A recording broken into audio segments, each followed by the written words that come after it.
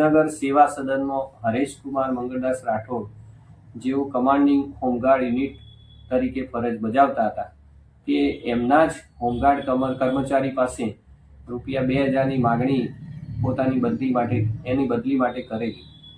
આ અરજદાર પૈસા આપવા માંગતા ન હોય તેને એસીબીનો સંપર્ક કરી એસીબી દ્વારા તેનું છટકું ગોઠવી એને રંગે હાથે પોલીસે ઝડપી લીધેલો અને ત્યારબાદ પોલીસે નામદાર વિસનગર સેશન કોર્ટમાં રજૂ કરેલો।